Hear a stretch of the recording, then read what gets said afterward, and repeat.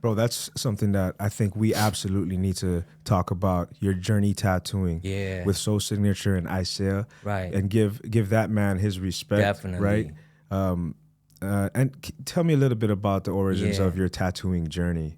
Word, word. Man, where do I begin? Okay. Tattoo journey. Man, hip hop led us there. I'm gonna say that.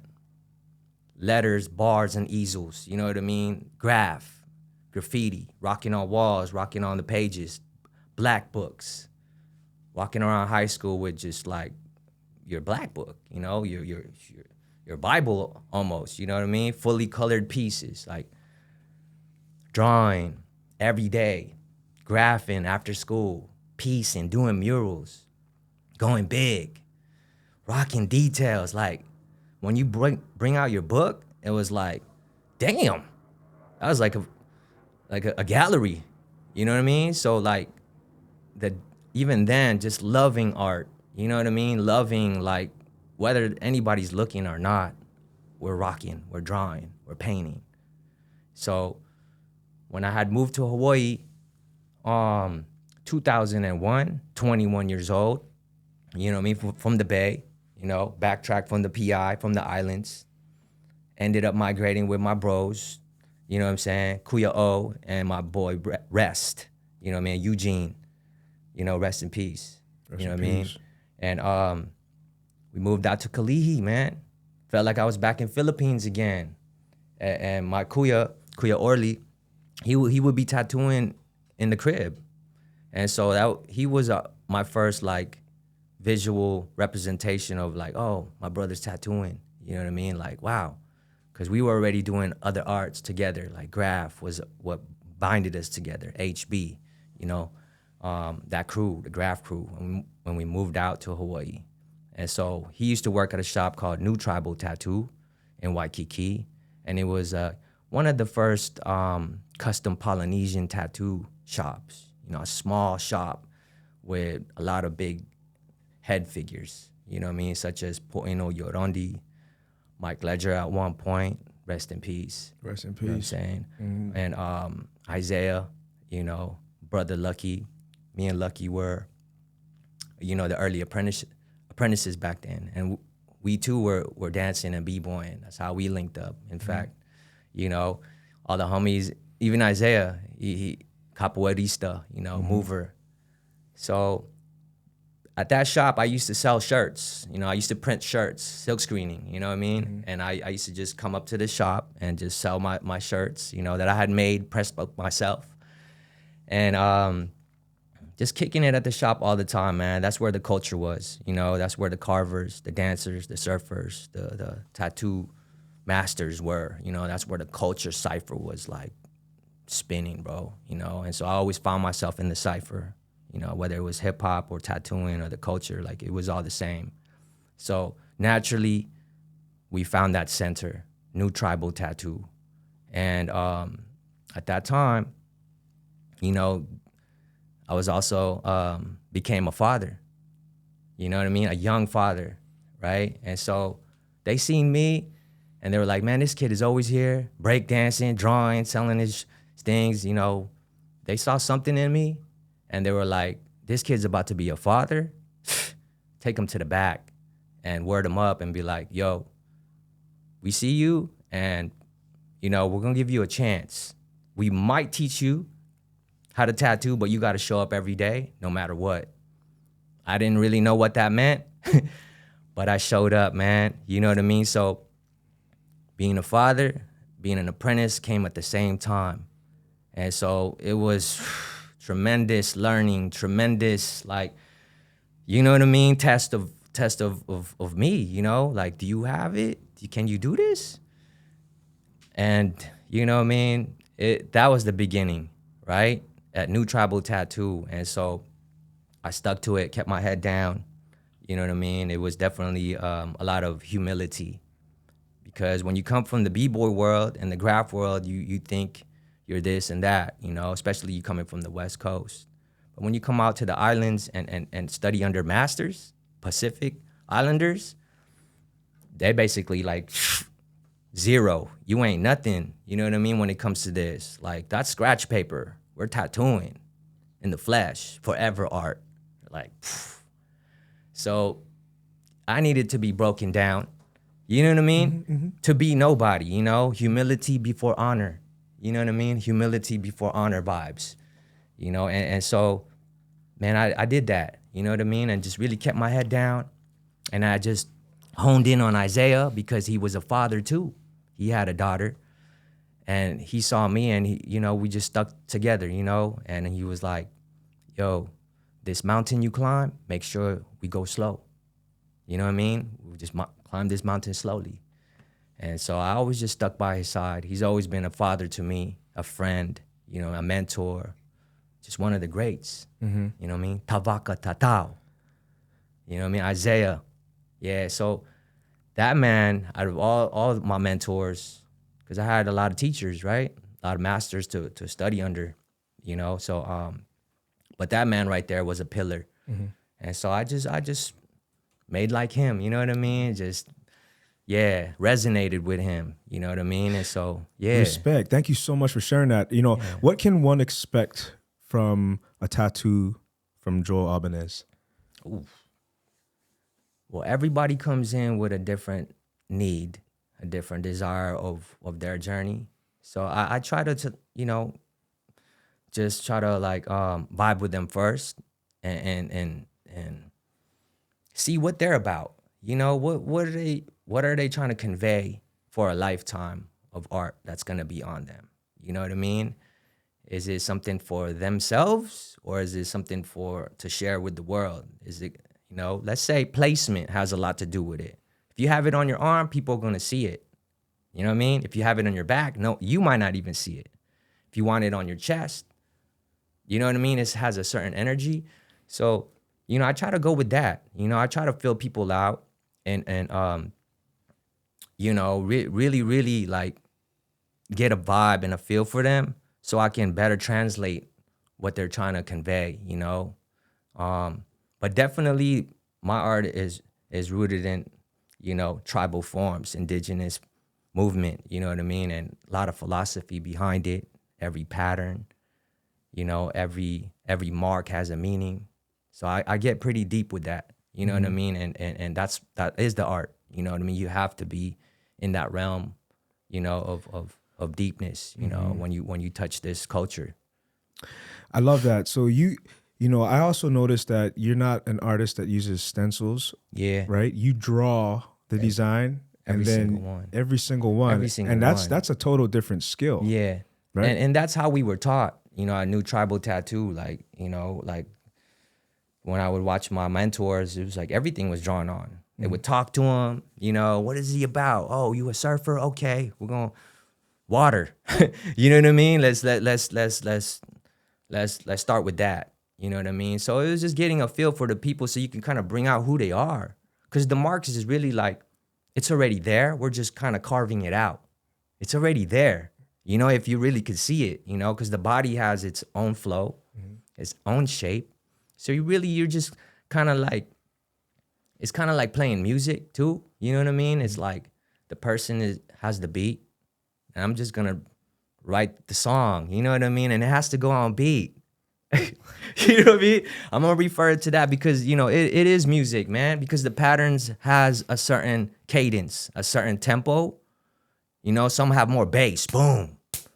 Some is just fine line, you know? So everyone has a song. And, you know, if you could tap into their song, you can kind of convey their tune. You know what I mean? So if let's say that. So once again, Joel Albanez is connecting the dots. You know what I'm saying? And I love that, man. It's like, you know, the relationship with music and whatnot. One thing I realize that when I'm sitting here and I'm listening to you talk, your self-expression is kind of like another language. It's almost like poetic, right? Yeah. Is that how you always are? Did you talk to your girl like that? Yes and no. She definitely hears me spitting bars. You know what I mean? Yeah. Like, cause I'm writing, man. I'm writing every day, and it's just the way I choose to speak at certain times, especially with you, man. You know, we rhyme, you know, and like, it's just my chosen way to express myself, man. It's gotta be on rhythm. It's gotta have a beat. It's gotta have emotion. It's gotta have a message, fam. Like, other than that, I just stay quiet. Cause if I, you know what I mean?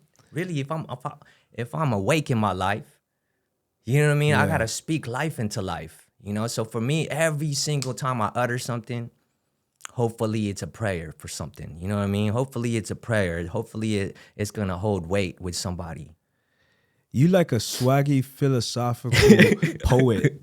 You know what I'm saying? Like every single time we have interactions, it's just like jam after jam after jam after jam after jam. Yeah. And I could imagine that, you know, you don't have that same relationship with just anyone. Nah, not really, man. Not really. You know, like, you know, we talk about the chameleon, you know, being able to change colors and whatnot. I mean, it's sometimes for me, bro, I got the hoodie on.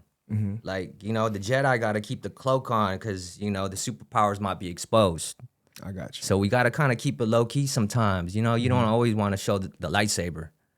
Sometimes you got to keep it tucked, like a butterfly knife. Like it's there, but it's like, it doesn't need to come out right now.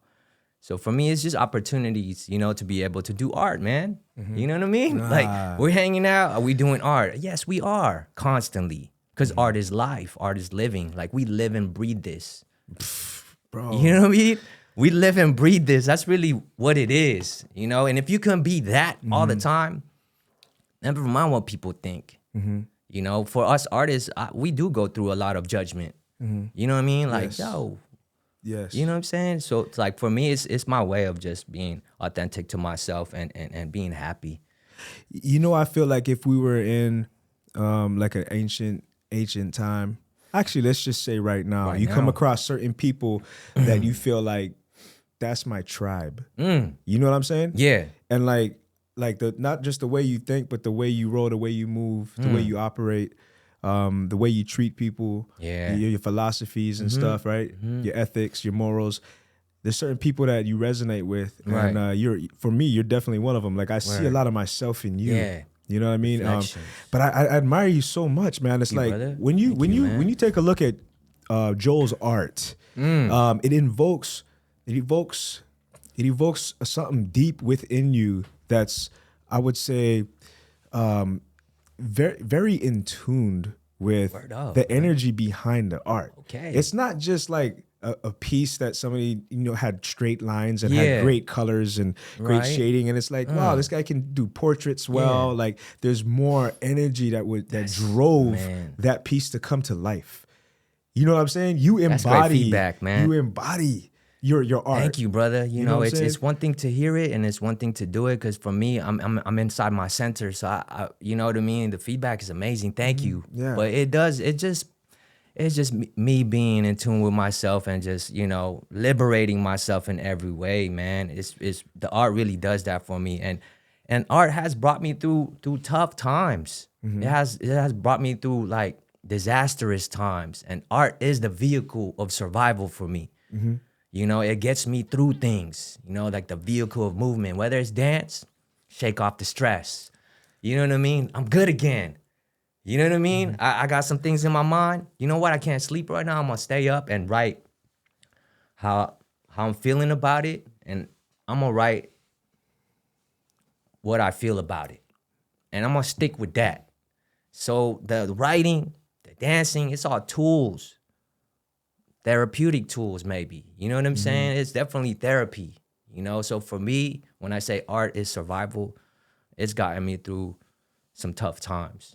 You know what I mean? And life is hard, bro. You know what I mean? More than I can express it. So I think when I can alchemize the hard stuff, the struggle, and then transmute it into art and turn it lead into gold, that's what it is for me. So if you feel that, that's amazing, because that's where it comes from. Is literally alchemizing the negatives in my life, pressurizing to diamonds, and being able to present that to the world.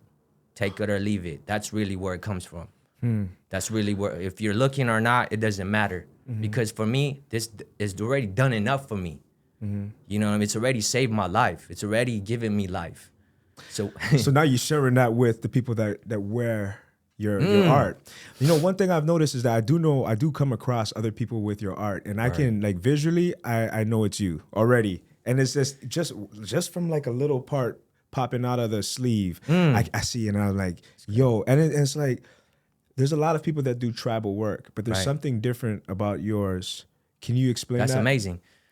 Hey, you know, being unique in a world full of clones and drones, it's the way to go.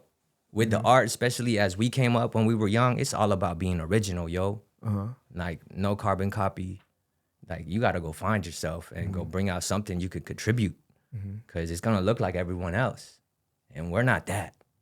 Signature of the soul, it's like, you got to go deep to find your style. And sometimes you can't teach style. Sometimes you're just kind of born with that swag or that angle. You know what I mean? Like that consciousness, let's say that. You know? Okay. So being distinct is definitely tribal. You don't see chiefs wearing the same headdresses. You know what I mean? Yeah. Every feather is different. Different color, different journey. That's what makes them different. And I think a lot of my style, my uniqueness came a lot from my travels and my migration. Straight up from Philippines, LA to the Bay to Hawaii and all through the world.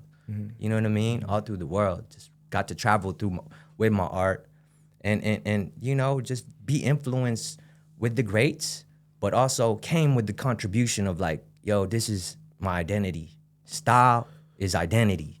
And if you know what I mean? I like that. Style is identity, yo, because if you have your own, even if they copied you, even if they emulated you, It's not you. you know what I mean? Yeah. So that is very important to be in my position. To have your own signature, that's the most highest respect you can give to yourself.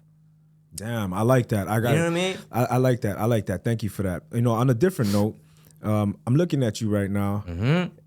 What is that on your neck? Yo, OP Heat Shells from Big Island. Brother Lando, another B-boy homie from Ka'u. Met him at a B-boy jam that we threw in Big Island, Hilo. And he was like, he was giving these out for the winners of the battle. You know what I mean? My boy Art got one and my other homies got one. And I was rocking the mic, and then the kid was like vibing me out, and he was like, you know, met him, he heard about me, and he was like, yo, Kuya, I wanna gift you something. So he made me this. And he was like, he made me this, you know what I mean? And I was like, yo, give thanks, brethren, you know what I mean? Just like, had a little exchange. So it's just something that keeps me grounded, you know what I mean? And the Aina, like, I know coming over here today, speaking, like, I've been wearing this since he gave it to me, you know what I mean? And he was like, bring it with you. I'm like, okay. And, you know, that journey right there is just, it keeps me grounded, man. The shells, you know, creation, natural, you know, and it has a certain weight. And it's definitely representative of the island and where I'm at now, too, Big Island. Let's talk about that. What brought you to the Big Island? Whew. You know, didn't plan on being out there.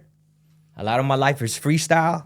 And I was just following the flow, man. My daughter was going out there to see her auntie in Kona. So I would come visit her. But I had homies in Hilo, DJ homie, you know, Sapiens.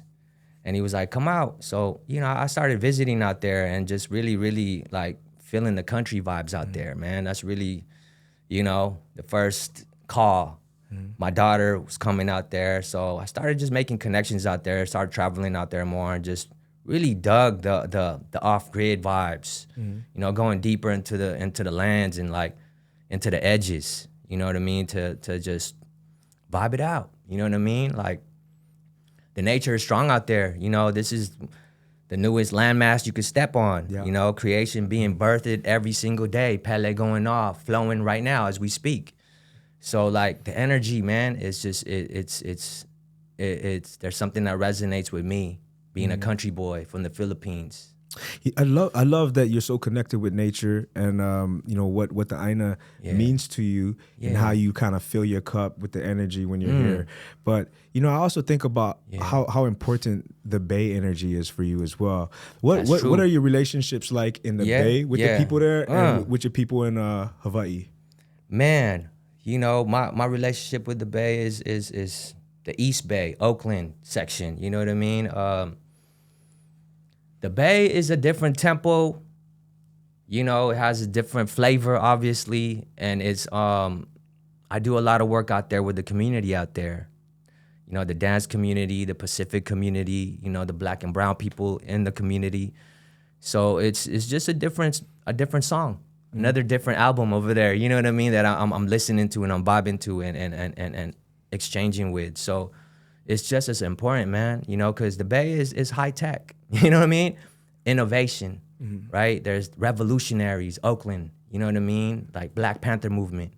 That's where we used to go to like seek out the gems, the hats, the fat laces, the tapes, you know, the data, you know, the hip hop like relics. You know, we would go out to the East Bay to go seek that out. So for me, it's more hip hop out there, like on that frequency. You know what I mean? For me, you know, I tap into that Bay life, and it's still Aina because I live right next to the marina, the ocean, and 15 minutes from the mountains. So I have like a Aina layout. I'm still living what I'm doing here, but over there, but in a Bay Area tempo.